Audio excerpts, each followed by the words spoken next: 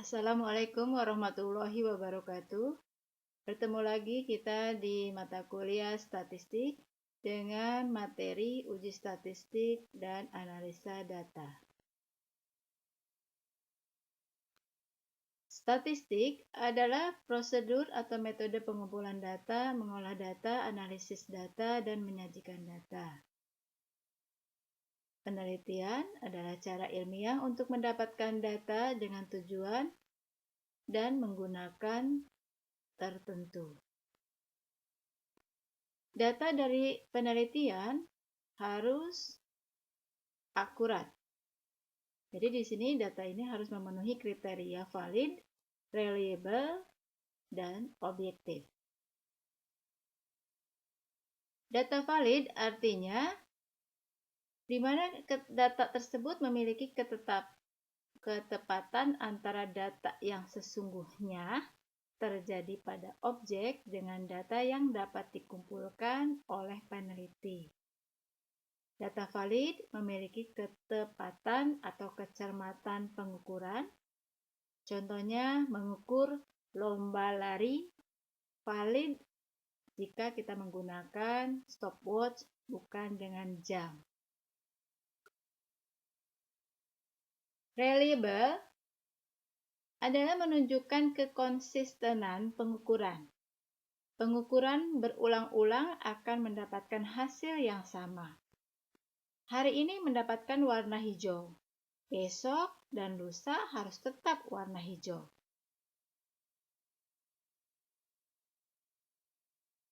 Objektif.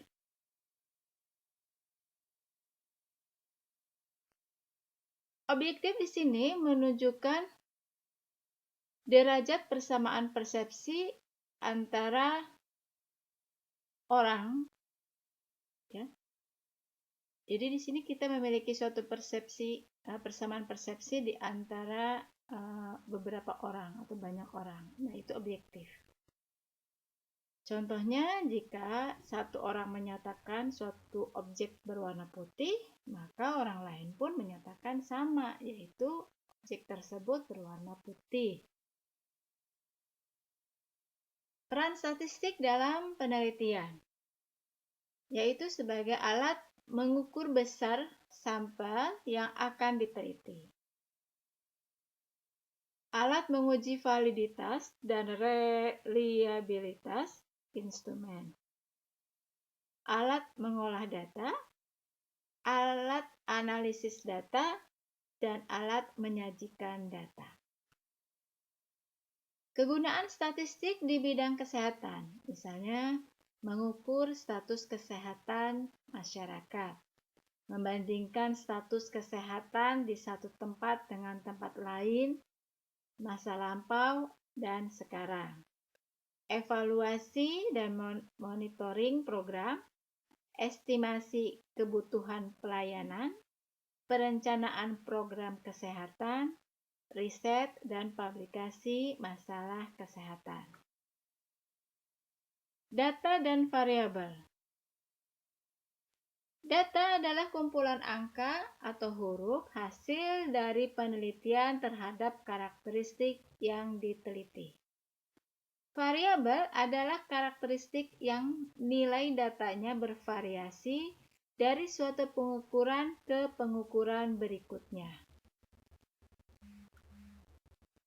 Menurut skala pengukuran, maka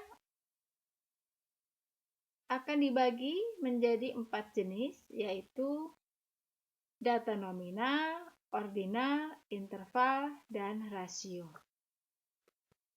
Nominal adalah variabel yang hanya dapat membedakan nilai datanya dan tidak tahu nilai data yang lebih tinggi atau rendah.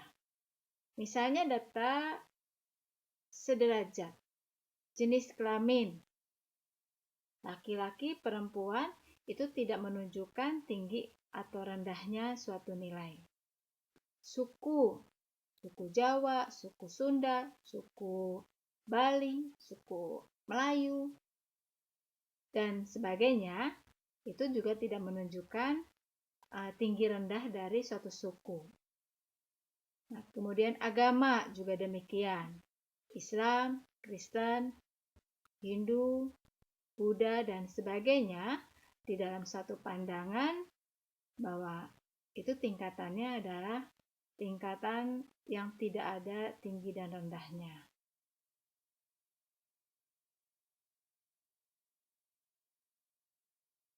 Karena di situ di dalam suatu agama mengandung suatu keyakinan. Kemudian ordinal.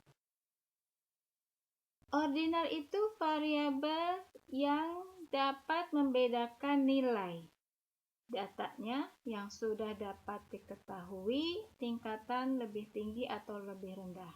Tapi belum diketahui besar beda antar nilai datanya. Pendidikan. Nah, pendidikan ya di situ kan pendidikan ada dari pendidikan dasar sampai pendidikan tinggi. Kemudian pangkat pun demikian.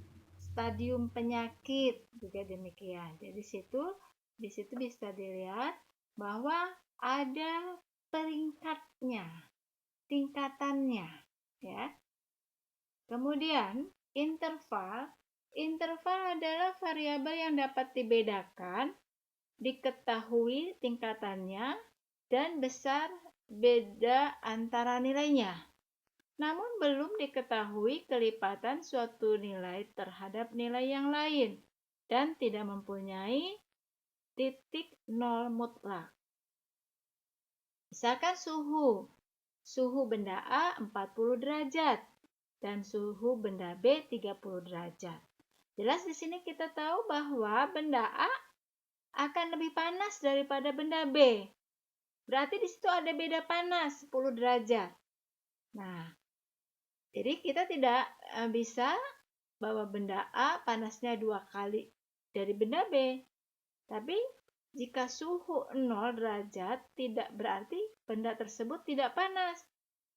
Tidak mempunyai nilai 0 mutlak. Nah, kenapa? Karena suhu 0 derajat adalah suhu batas antara satu kondisi, ya. Jadi di sini bukan berarti si 0 derajat itu tidak punya panas, karena dia sendiri kalau kita bandingkan itu adalah suatu kondisi di mana 0 derajat Celcius dalam hal ini ya, maka berarti dia dalam posisi titik beku. Nah, sekarang kalau Anda pegang es, apakah es itu tidak punya rasa panas? Ada, ya. Anda akan berlama pun di situ, oh ada. Cuma, nah, panas ini akan dibandingkan lagi kan dengan 0 derajat dan di bawah 0 derajat. Jadi, tingkat kedinginannya akan berbeda. Nah, tingkat kedinginan itu kan sama dengan tingkat kepanasan. Ya kan? Nah, jadi di situ yang di sini akan membedakan suhu. Jadi suhu itu bukan suhu 0 mutlak, karena 0 itu adalah suatu kondisi yang dimana dia membataskan antara titik beku dari suatu benda.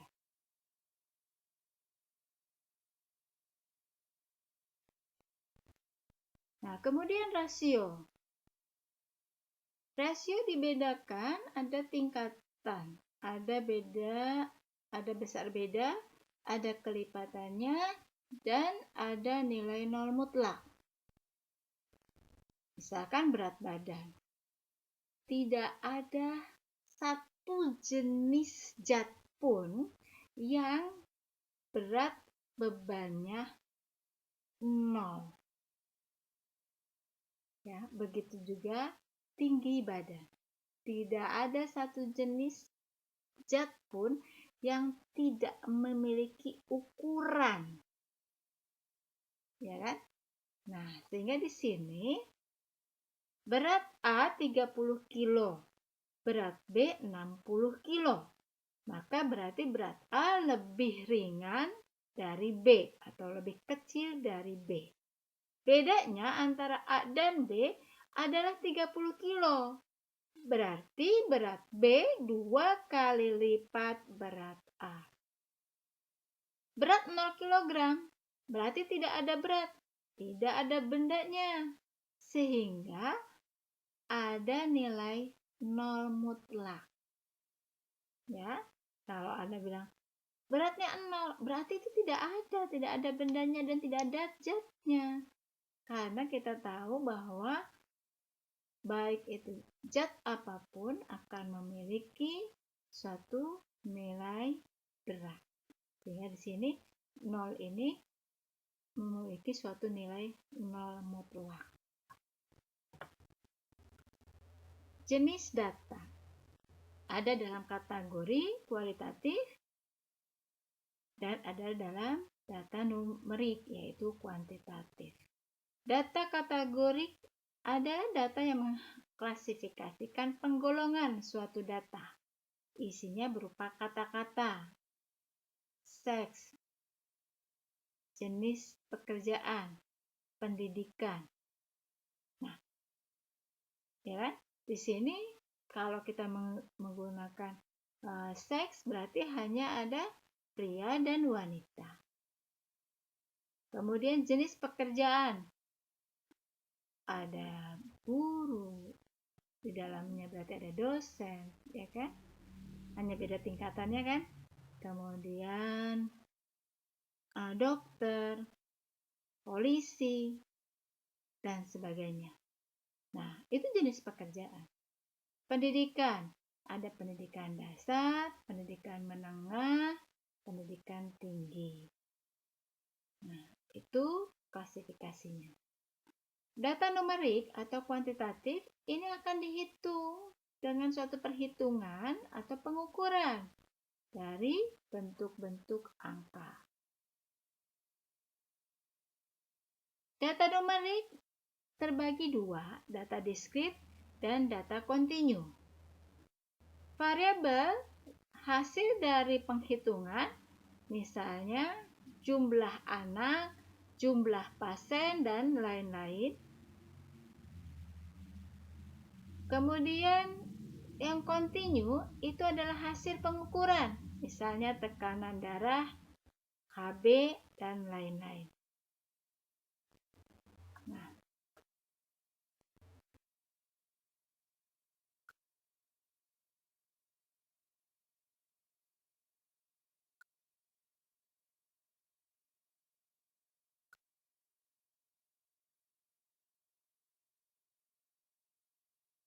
berikutnya,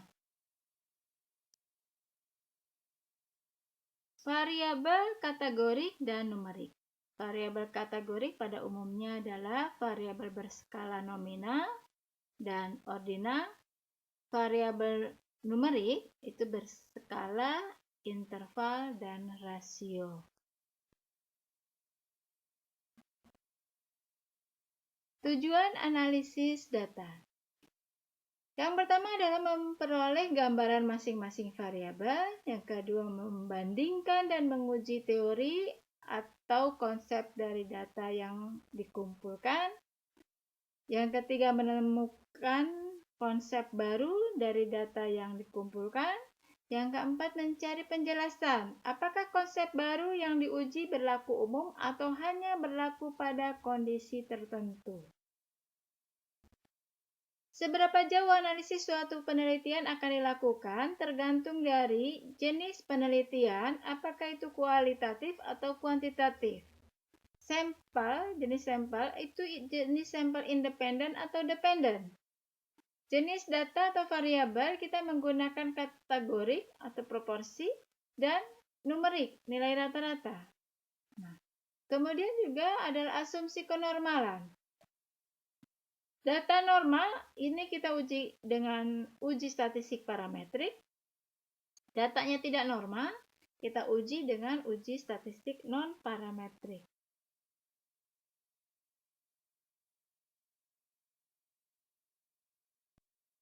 Berikutnya langkah-langkah analisis data dengan pendekatan kuantitatif, yaitu menggunakan data analisis deskriptif, univariat, analisis analitik itu biasanya bivariat, dan analisis multivariat.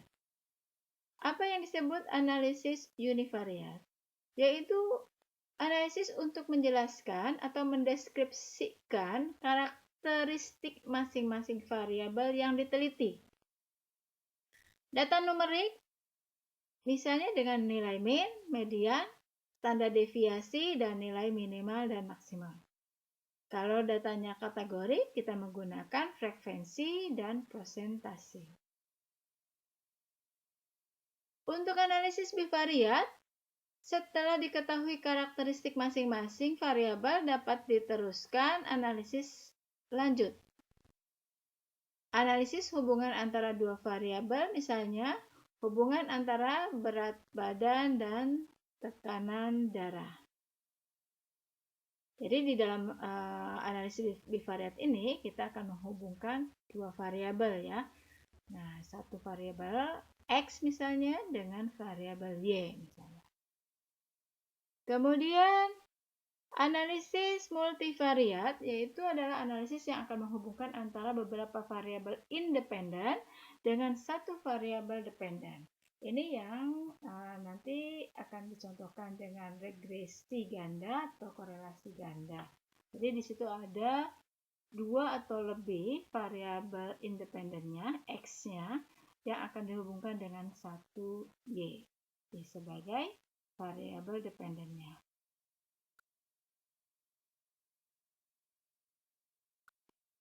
Kita kembali dengan analisis univariat, yaitu dia meringkas data untuk data jenis numerik. Misalnya untuk data tengah, means, median, modus. Mean di sini akan mengukur ukuran rata-rata hasil dari jumlah semua nilai pengukuran dibagi dengan banyaknya pengukuran. Kemudian dari mean ini, misalkan kita ambil contoh 5 pasien lama hari rawatnya 1 hari, 3 hari, 4 hari, 2 hari, 90 hari. Nah, rata-ratanya berarti di sini ada 5 data, maka rata-ratanya berarti 1 ditambah 3 ditambah 4 tambah 2 tambah 90 dibagi 5. Jadi rata-ratanya 20 hari. Sekalipun ada yang 1, ada yang 3, ada yang 4, tapi karena kita membuat suatu nilai rata-rata, maka dijumlahkan berapa banyaknya hari ya dibagi dengan berapa kategorinya atau berapa kelompoknya. Kekurangannya di sini sangat ditentukan dengan nilai ekstrim karena tidak mewakili data yang sesungguhnya. Yaitu tadi yang saya katakan, di sini dibilang rata-rata 20 hari, padahal ada yang 1 hari, jauh sekali kan perbandingannya. Ada yang 3 hari. Di sini dibilang rata-rata 20 hari. Nah, yang tertinggi di sini 90 hari, tapi tetap dikatakan 20 hari karena pada nilai rata-ratanya ketemunya adalah 20 hari. Nah, disinilah yang dikatakan bahwa sangat ditentukan oleh kekurangan ini sangat ditentukan oleh nilai ekstrim. Karena nilai yang kita dapat tidak mewakili data yang sesungguhnya. Kemudian kalau kita lihat analisis dengan median, maka hasil pertimbangan ukuran nilai dari pengukuran. Jadi di sini kita menggunakan nilai tengah untuk median ya. Nah, beda besar antara nilai yang diabaikan sehingga tidak dipengaruhi oleh nilai ekstrim. Langkahnya, data akan diurut dari data terkecil sampai data terbesar. Kemudian hitung posisi median dengan rumus N plus 1 dibagi 2. Nah, jika data kebetulan ganjil, misalnya di data tunggal ganjil, kita tinggal mencari nilai tengah. Tapi kalau untuk misalkan ada data tunggal yang genap, kita ambil 2 data tengah yang dibagi 2. Maka di sini secara rumusnya kita menggunakan N plus 1 dibagi 2. Jadi jika ada 6 mahasiswa, ada yang 20 tahun, 26 tahun, 30 tahun, 24 tahun, 40 tahun, 36 tahun, maka berapa nilai mediannya? Diurutkan dulu dari 20 tahun, 24, kemudian 26, 30, 36, dan 40. Nah, dari diurutan itu mana yang paling tengah? Nah, ya. Kita lihat di sini berarti ini yang ke-1, kedua, ketiga, keempat, kelima, keenam. Jadi karena ada 6 data, kita ambil data ketiga dan keempat. Ketiga dan keempat berarti di 26 dan 30. Nah, berarti di sini 56 dibagi 2. 56 dibagi 2. Ya. Berarti berapa? 28.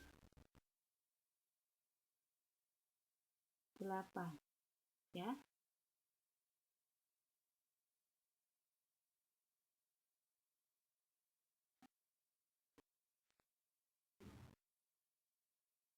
Kemudian kita dengan modus. Dengan modus artinya nilai yang banyak muncul. Nilai pengamatan yang mempunyai frekuensi atau jumlah terbanyak munculnya. Ini ada datanya 18, 22, 21, 20, 23, 20. Nah, mana yang ada banyak? Artinya kan ini deretan angkanya nggak terlalu banyak ya, cuma sedikit, cuma 1, 2, 3, 4, 5, 6. Maka lihat ada yang berapa yang lebih 1? 18 satu orang, 22 satu orang, 21 orang, 21 satu orang, 20 ada 2 orang, 23 satu orang. Berarti modenya atau modusnya ada di 20. Berikutnya, banyaknya distribusi data berdasarkan pada nilai min, median, dan modus. Bila nilai min, median, dan modusnya sama atau berimpit, bentuk distribusi datanya adalah normal.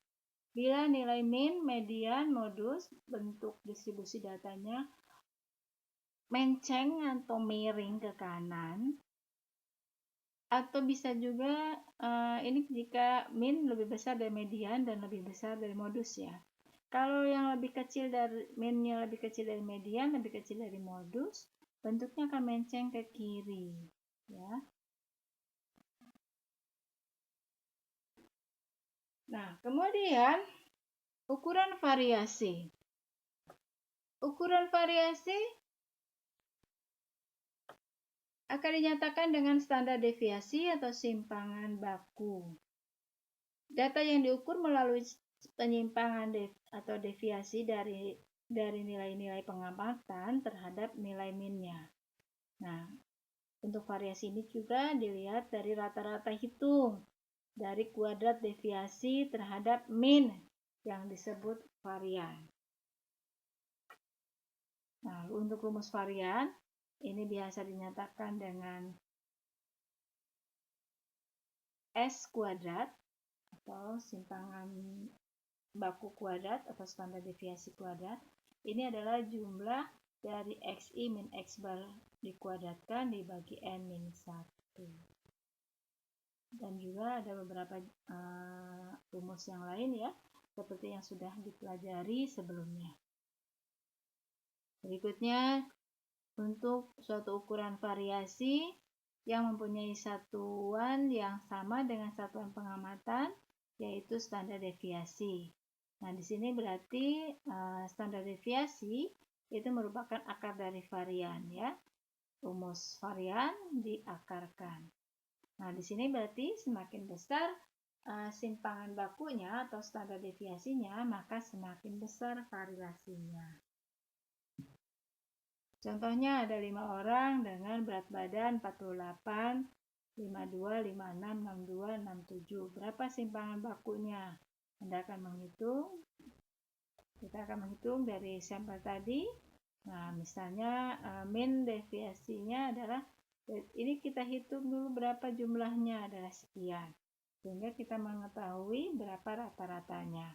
Nah, kemudian kita dari rata-ratanya kita cari setiap ini dikurangi dengan rata-ratanya, 52 dikurangi dengan rata-ratanya, dan seterusnya.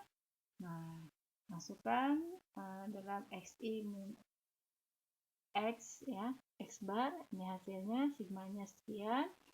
Kemudian mencari variannya, berarti masing-masing dari XI min X bar itu dikuadratkan ya. Kemudian berapa nilainya? Nah, nanti tinggal dihitung secara rumus. Untuk min X bar itu berarti XI min per N, berarti nilainya adalah dijumlahkan ya, keseluruhan dibagi 5 data adalah 57. Jadi angka 9, angka 5, angka 1 ini adalah dari 48 dikurangi 57.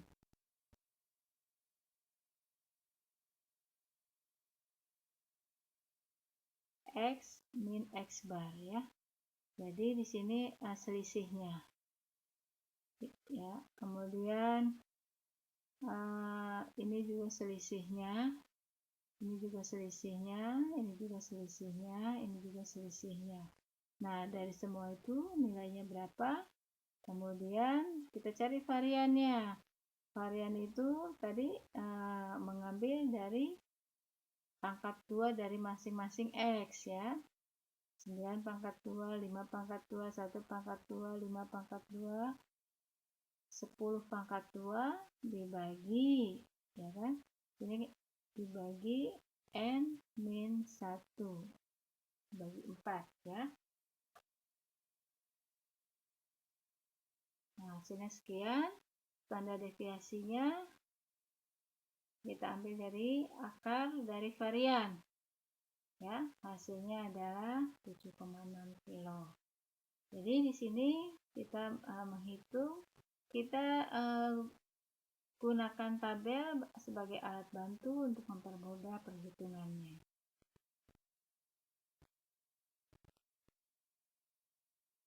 Peringkasan data kategorik kita gunakan dengan distribusi frekuensi dengan ukuran presentasi dan proporsi. Kita gunakan juga alat bantu ya. Biasanya kita menggunakan membedakan antara variabel 1, variabel 2 dan jenis statistiknya. Ini kita gunakan kategori, maka variabel keduanya juga kategori, maka kita akan gunakan uji statistiknya itu bisa dengan C² atau Fisher exact. Kemudian kategori dengan variabel keduanya numerik, maka kita bisa gunakan uji P dan ANOVA. Kalau variabel satunya numerik, variabel keduanya numerik, kita gunakan korelasi dan regresi. Berikutnya C² X². Nah, digunakan untuk uji perbandingan atau asosiasi dengan skala ukur nominal dan ordinal.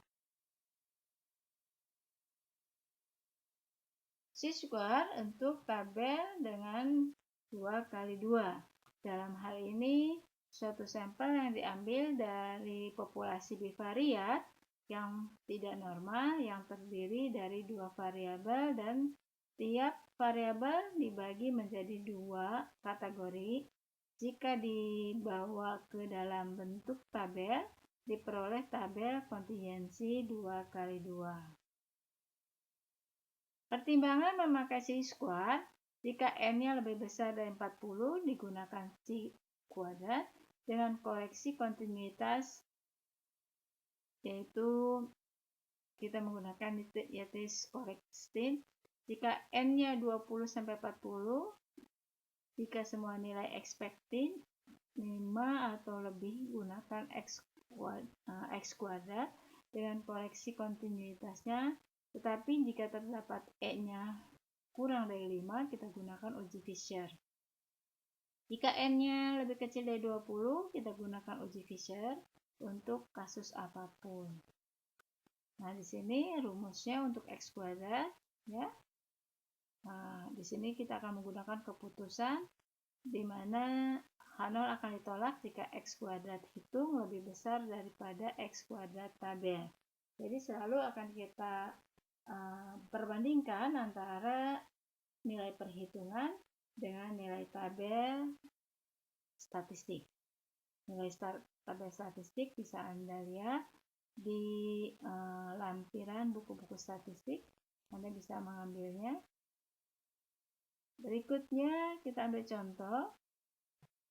Apakah ada pengaruh pemberian makanan tambahan dengan status gizi balita di Kecamatan Samarinda Hilir tahun 2004? Data hasil penelitian di bawah penelitian adalah bagaimana di dalam tabel. Ini kita lihat datanya. Ini kita gunakan tabel untuk pada kondisi cukup kurang ya. status gizinya dalam kondisi baik dan buruk, kemudian jumlahnya, ya. Nah, dari tabel ini kita akan bisa menghitung berapa nilai Fisher-nya. Untuk nilai Fisher-nya adalah A plus B faktorial, C plus D faktorial, A plus C faktorial, dan B plus D faktorial. Dibagi N faktorial, A faktorial, B faktorial, C faktorial, D faktorial. Kriteria keputusannya H0 akan ditolak jika Fisher exact lebih kecil dari alfa.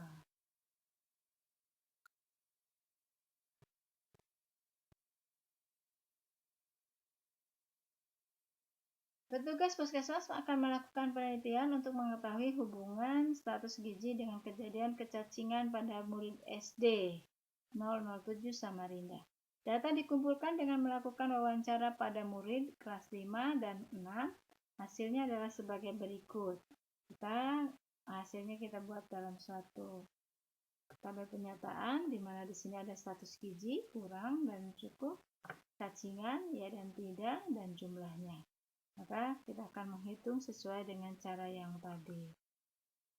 Uji mixed manner, tujuan untuk menguji perbedaan dari dua sampel yang berhubungan. Syaratnya di sini variabel mempunyai skala nominal. Yang kedua, penelitian menggunakan desain prepost statement sebelum dan sesudah perlakuan, sehingga kita bisa membandingkan dua kondisi ya sebelum pengujian dan setelah pengujian, ya kita bisa mengambilkan suatu kesimpulannya. Uji mixed manner adalah seperti ini. X kuadrat sama dengan A min D dikuadratkan per A plus D. Kriteria keputusannya H0 ditolak jika X kuadrat hitung lebih besar dari X kuadrat tabel.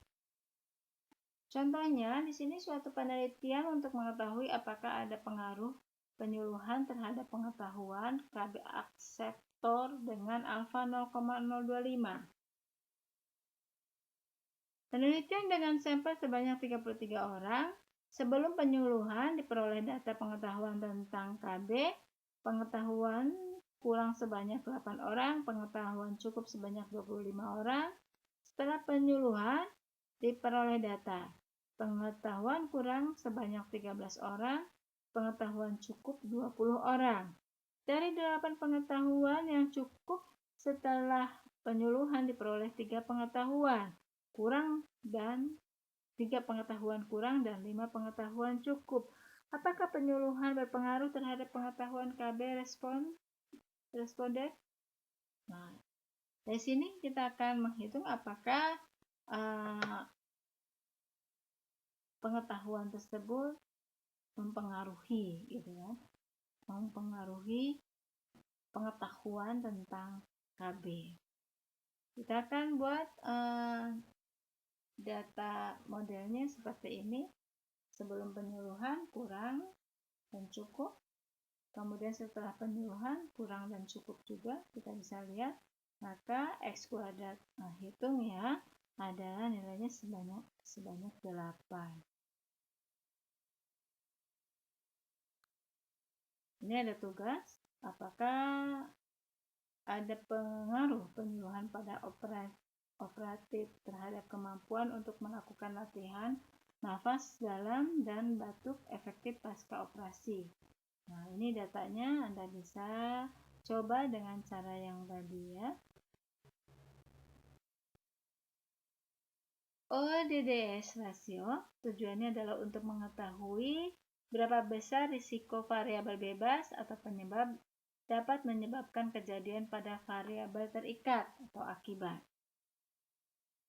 Nah, misalkan di sini ada faktor risiko terpapar, tidak terpapar. Kemudian dengan beberapa kasusnya itu adalah kasus kontrol dan jumlah.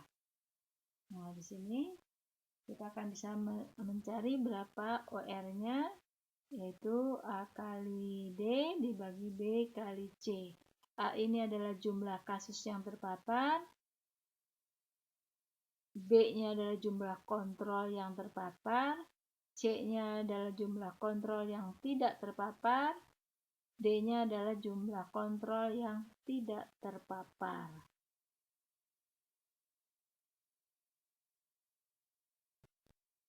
Interpretasi nilai.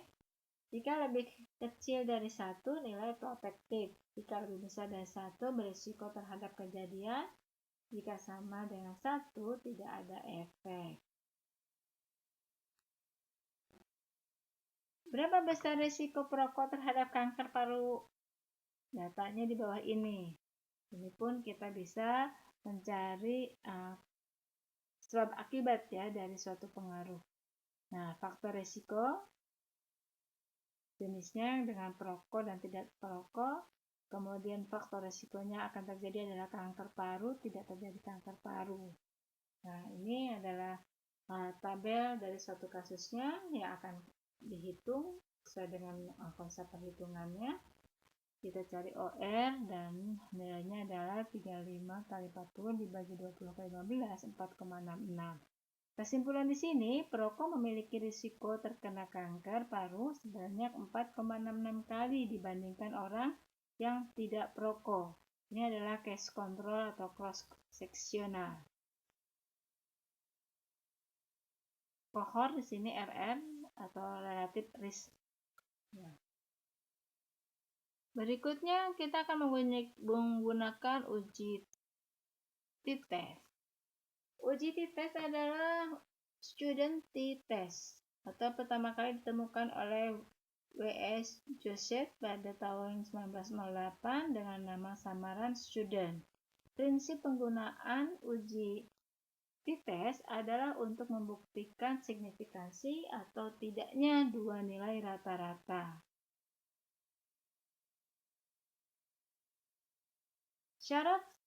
Syarat penggunaan uji T, yaitu harus mempunyai skala interval dan rasio, simbangan bakunya tidak diketahui, dan data distribusinya normal.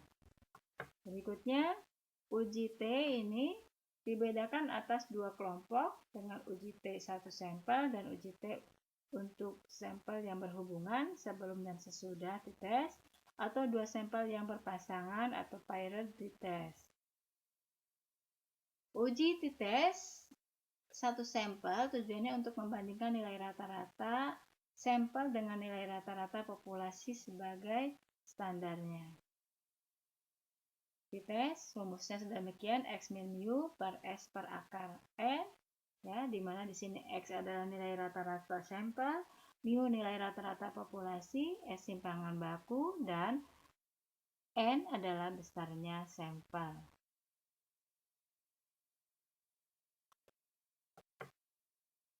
Kriteria penerimaan hipotesis yaitu H0 gagal atau ditolak. H0 gagal ditolak bila T hitungnya lebih kecil dari T tabel. Ya. Bila menggunakan program, maka kita bisa mengambil p-value lebih besar daripada alfa. Jika alfanya 0,05, maka akan gagal ditolak jika p-value-nya lebih besar dari 0,05.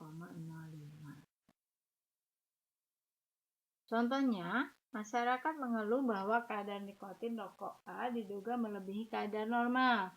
Untuk membuktikan ini, diambil sampel 10 batang yang kadarnya 22, 21, 19, 19, 21, 22, 22, 21, 22, dan 25.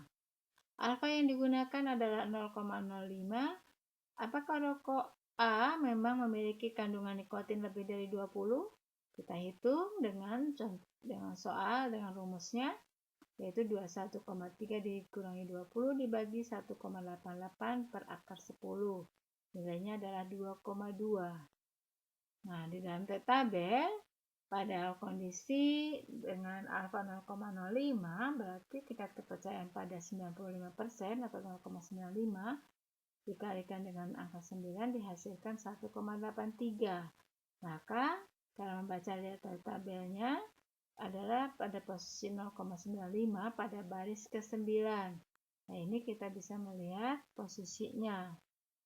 Kesimpulannya, nilai hitung lebih besar dari tabel. Hitungnya 2,2, tabelnya 1,83. Maka kadar nikotin pada rokok A lebih dari 20 mg.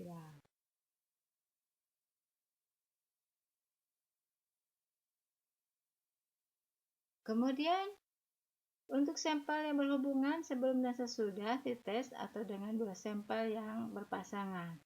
Ini kita memiliki rumus hitungnya adalah D per S per akar N atau D sama dengan sigma DI per N. Nah, kemudian kita bisa mencari berapa variannya. S kuadrat kita baca varian, tapi kalau S-nya saja kita baca sebagai standar deviasi. Anda bisa menghitung atau menganalisis suatu kasus dari contoh di sini. Nah, sebanyak 10 orang wanita peserta KB dengan menggunakan Depo-Provil sebagai kontrasepsinya 6 bulan sebelum memakai kontrasepsi diukur tekanan sistolnya dan sesudah 6 bulan diukur tekanan sistoliknya. Ingin diketahui apakah ada perbedaan tekanan darah sistolik sebelum dan sesudah ber-KB. Diketahui alfanya 0,05. Anda bisa menggunakan dengan T-Student dengan rumus yang ada, ya. Oke, sampai di sini dulu materi kita hari ini. Sampai jumpa di materi yang lain. Semoga manfaat. Assalamualaikum warahmatullahi wabarakatuh.